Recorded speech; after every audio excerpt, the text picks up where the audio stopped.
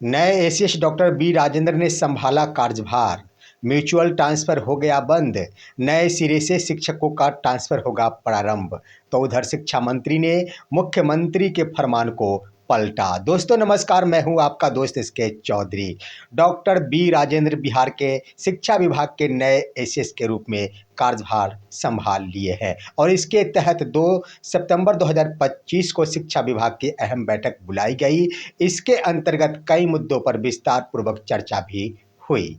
दोस्तों इसके क्रम में शिक्षकों को तोहफा भी दिया गया है और वह 5 सितंबर से ही उस तोहफों की बरसात होने वाली है। सबसे बड़ी बात कि म्यूचुअल ट्रांसफ़र को बंद कर दिया गया, लेकिन इसके संबंध में लिखा नहीं गया कि म्यूचुअल ट्रांसफ़र बंद कर दिया गया है और साथ ही साथ शिक्षकों का यह ट्रांसफ़र एक बार फिर से नए सिरे से प्रारंभ की जाएगी। इससे संबंधित प्रेस नोट भी जारी कर दिया गया है। तो वहीं दोस्तों शिक्षा मंत्री सुर्खियों में बन गए 2 सितंबर 2025 को, जब उन्होंने मुख्यमंत्री के फरमान को ही पलट कर रख दिया है। आइए आज के इस वीडियो में हम विस्तार पूर्वक इस तमाम मुद्दों पर चर्चा करते हैं, लेकिन इससे पहले अगर आपने अभी तक हमारे इस चैनल सुसत्य वचन को सब्सक्राइब नहीं किए हैं तो कृपया अभी सब्सक्राइब कर लेंगे।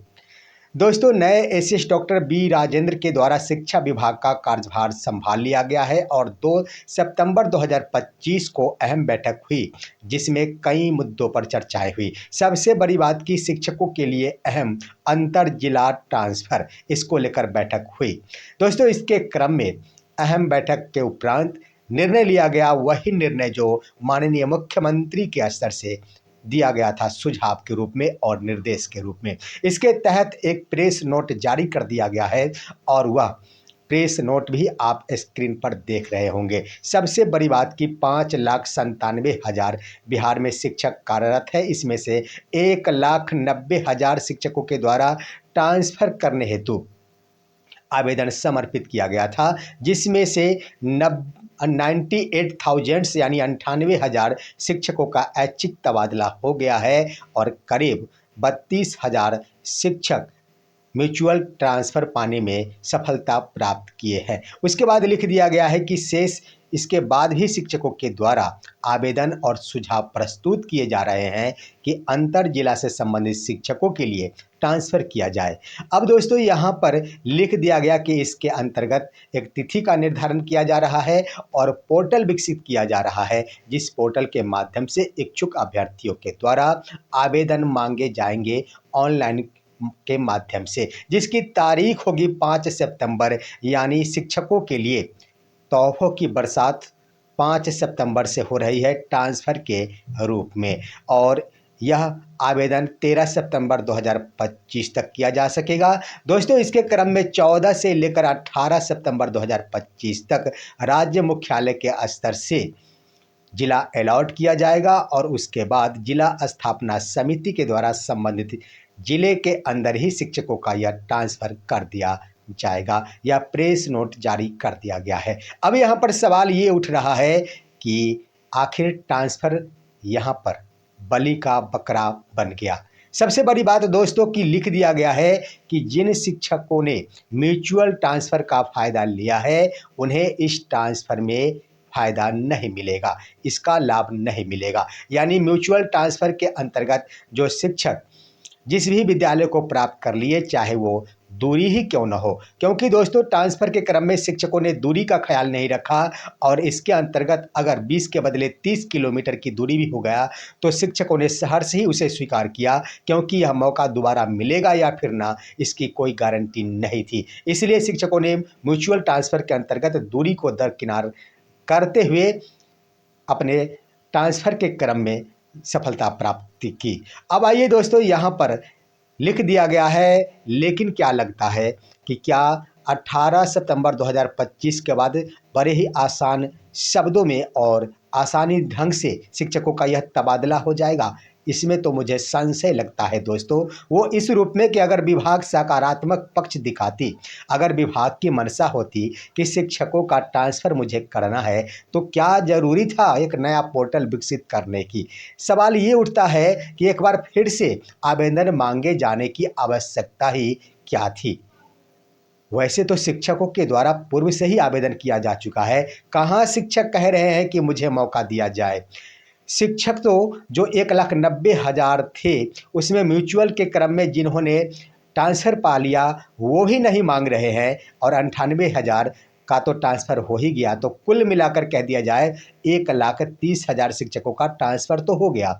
शेष 60,000 शिक्षकों का अगर तबादला करना था तो पोर्टल को विकसित करने की कोई आवश्यकता ही नहीं थी। या निश्चित रूप से अगर पोर्टल विकसित किया जा रहा है, नए सिरे से आवेदन मांगे जा रहे हैं, तो इसका सीधा सीधा अर्थ है कि एक बार फिर से शिक्षकों को उतना ही दिन इंतजार करना पड़ेगा जितना दिन इससे पहले के ट्रांसफ़र के लिए इंतजार करना पड़ा था। ये तो निश्चित है कि नए एसीएस साहब के इस कार्यभार के तुरंत बाद या ट्रांसफ़र संबंधी मुद्दे को यहाँ पर लाया गया और उसे कार्य रूप प्रदान करने की कोशिश की गई है। लेकिन मेरा यह मानना है कि ट्रांसफ़र के लिए अब शेष बचे शिक्षकों के सपने चूर होते नज़र आ रहे हैं। कब उनका ट्रांसफ़र होगा इसकी कोई संभावना नहीं। हाँ, इतना ये भी सही है कि म्यूचुअल ट्रांसफ़र तो पूर्ण रूपेण बंद ही कर दिया गया है, क्योंकि लिख दिया गया कि जिन्होंने म्यूचुअल ट्रांसफ़र का लाभ ले लिया उन्हें इस ट्रांसफ़र में अब मौका नहीं मिल पाएगा। तो ये रहा दोस्तों यहाँ पर शिक्षकों के ट्रांसफ़र के क्रम में। लेकिन एक बड़ी बात बता दूं कि माननीय मुख्यमंत्री के फरमान को उनके ही शिक्षा मंत्री डॉक्टर सुनील कुमार के द्वारा पलट दिया गया है। वो कैसे दोस्तों, आप गौर करेंगे आपके स्क्रीन पर वो माननीय मुख्यमंत्री के एक्स हैंडल के माध्यम से पोस्ट किया गया स्क्रीनशॉट है जो आप देख रहे होंगे। इसे बिहार के मुख्यमंत्री श्री नीतीश कुमार के द्वारा 4 अगस्त 2025 को पोस्ट किया गया था। उन्होंने क्या लिखा था जरा गौर करेंगे दोस्तों।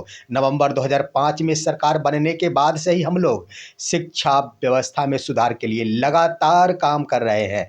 शिक्षा व्यवस्था के सुदृढ़ीकरण हेतु बड़ी संख्या में शिक्षकों की नियुक्ति की गई है। शिक्षकों की बहाली में बिहार के निवासियों डोमिसाइल को प्राथमिकता देने हेतु शिक्षा विभाग को संबंधित नियम में आवश्यक संशोधन करने का निर्देश दिया गया है। यह टीआरई 4 से ही लागू किया जाएगा। उसके बाद लिख दिया गया वर्ष 2025 में टीआरई 4 एवं वर्ष 2026 में टीआरई 5 का आयोजन किया जाएगा। टीआरई 5 के आयोजन के पूर्व स्टेट का आयोजन करने का भी निर्देश दे दिया गया है। यानी विभाग को मुख्यमंत्री के द्वारा यह निर्देश दे दिया गया था कि टीआरई 4 की परीक्षा पहले आयोजित कर ली जाएगी इसी वर्ष 2025 में, और इसके बाद वर्ष 2026 में टीआरई 5 का आयोजन किया जाएगा। परंतु टीआरई 5 के आयोजन से पूर्व स्टेट की परीक्षा आयोजित की जा सकेगी। इससे संबंधित तैयारियां पूरी की जाए। लेकिन दोस्तों माननीय मुख्यमंत्री आखिर बिहार के मुखिया है, उनके पोस्ट का कोई हिसाब होता है, प्रतिष्ठा होती है।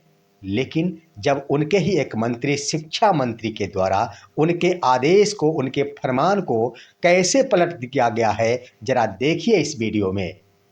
माध्यमिक शिक्षक पात्रता परीक्षा एसटीईटी कहते हैं, तो उसके बारे में भी विभाग भी तैयार है और बिहार स्कूल एजुकेशन बोर्ड भी तैयार है।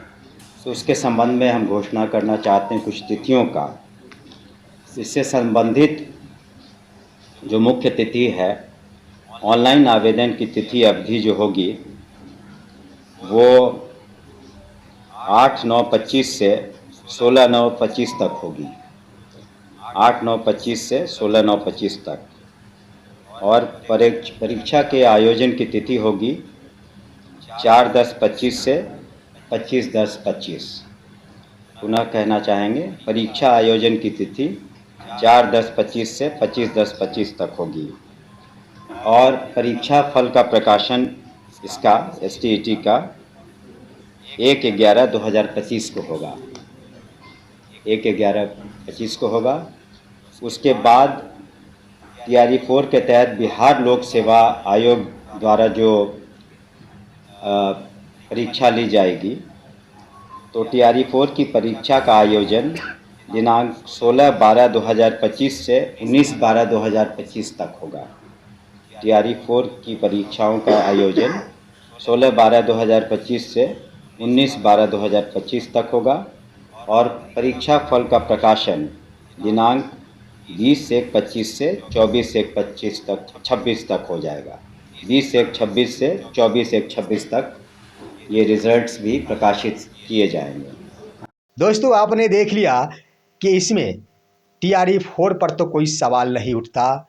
इसलिए नहीं उठता कि इन्होंने तारीखों का ऐलान कर दिया, लेकिन सवाल उठता है कि स्टेट का आयोजन माननीय मुख्यमंत्री के द्वारा कहा गया था कि टीआरई 5 के आयोजन से पहले स्टेट का परीक्षा का आयोजन किया जा सकेगा। लेकिन माननीय शिक्षा मंत्री महोदय के स्तर से कहा जा रहा है कि पहले स्टेट के परीक्षा का आयोजन किया जा सकेगा, इसका फॉर्म फिलअप भी होगा, इसकी परीक्षाएं भी होगी, उसके बाद इसका रिजल्ट का प्रकाशन भी 1 नवंबर 2025 को कर दिया जाएगा। उसके जस्ट बाद ही कह दिया गया कि टीआरई 4 की भी परीक्षा आयोजित की जा सकेगी। इसकी परीक्षा का आयोजन दोस्तों यहाँ पर स्पष्ट कह दिया गया कि यह दिसंबर महीने यानी लास्ट 2025 दिसंबर महीने में टीआरई 4 का परीक्षा का आयोजन किया जा सकेगा, जो 16 से लेकर 19 दिसंबर तक आयोजित होगा। उसके बाद जनवरी 2026 में 20 से लेकर 24 तक इसका रिजल्ट प्रकाशित कर दिया जाएगा। तो सीधा सीधा अर्थ है यहाँ पर कि माननीय मुख्यमंत्री के फरमान को पलट दिया गया है, यानी जो उन्होंने कहा था कि टीआरई 4 के परीक्षा के आयोजन से बाद स्टेट का परीक्षा का आयोजन होगा, परंतु शिक्षा मंत्री ने कह दिया है कि स्टेट के परीक्षा के आयोजन के बाद टीआरई 4 का परीक्षा का आयोजन किया जा सकेगा। यहाँ पर मैं कहना चाहूँगा कि आखिर जब ये इन्हीं बातों की घोषणा करनी थी, तो आखिर माननीय मुख्यमंत्री ने इसमें संशोधन क्यों नहीं किया।